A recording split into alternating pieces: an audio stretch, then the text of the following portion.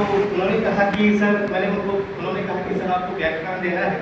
मैं कहा कि व्याख्यान में करता नहीं, मैं संवाद करता हूँ, और आपको अगर स्वीकार हो संवाद और व्याख्यान में, तो मैं संवाद में विश्वास करता हूँ, व्याख्यान में नहीं करता। व्याख्यान सिलेबी बेस्ड होता है, हम लोग सिलेबस बेस्ड है। हम संवाद करते हैं, हमारे पास जो कुछ है वो मैं आपसे देता हूँ, और आपके पास जो कुछ है आपसे मैं लेता हूँ। और इसी के कारण से हमारे यहाँ योग वशिष्ठ की परंपरा थी। और भगवान राम जब वशिष्ठ से संवाद कर रहे हैं तो प्रश्नोत्तरीय है और उसके उत्तर भी है। और जब उस आलोक में हम अपने जीवन को देखते हैं तो इसी तरह से जो वक्ता होता है और जो श्रोता होता है उसमें एक एक तारतम्य बना रहता है। और वो तारतम्य जो है बड़ा ही गंभीर, बड़ा ही सूक्ष्म, बड़ा ही महीन होता है। और जब उस महीनता के साथ आप बढ़ते हैं तो आप उसके साथ तारतम्य बैठा है। और ये जो तारतम्य बैठता है तो भारतीय संस्कृति मुखरित हो जाती है।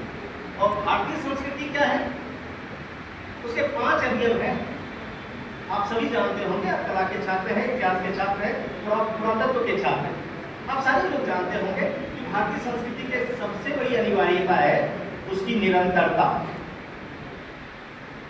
उसकी समसामयिकता, उसकी सार्वभौम और कॉन्टेक्चुअल रिलेशनशिप, यानी सापेक्ष संबंध जो बनते हैं वो।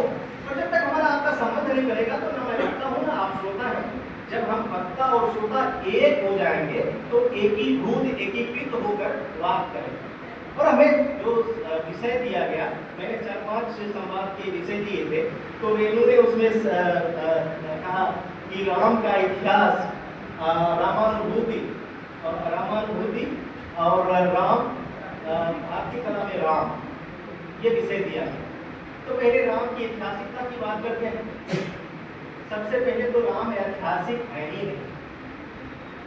जो परम ब्रह्म है वो ऐतिहासिक हो ही नहीं सकता है। वो त्रिकाल में है, त्रिलोक में है, त्रिविजय में है और हमारे अंतःस्थल में बैठा हुआ है। और राम के होने का वजूद कब होता है, उसकी ऐतिहासिकता तब प्रमाणित होती है कि जब तुलसीदास ने कहा, जब जब कोई धर्म के हानि, बारही असुर अधम अभिमानी, तब तब प्रभु धरी विविध शरीरा, हर ही कृपा निधि सज्जन। और इसीलिए वो है, इसीलिए तो राम इसलिए है। ये जब चारों गुण होते हैं, उसको गीता में परिभाषित, राम विष्णु के अवतार है। और विष्णु कौन है? सृजक और सृष्टा।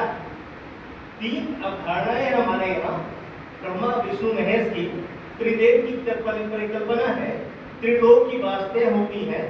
तो उसमें होता है कौन? एक सृष्टा होता है, एक पालक होता है, एक संहारकर्ता होता है।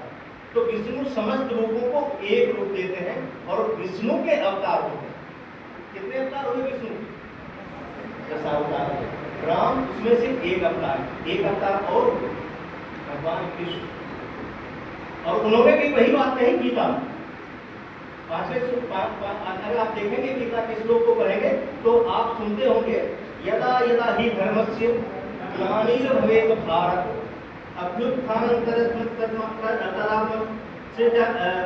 तदात्मनं सृजाम्यहं परित्राणाय साधूनां विनाशाय च दुष्कृतं धर्म संस्थापनार्थाय संभावनानि युगे। यानी कि जब जब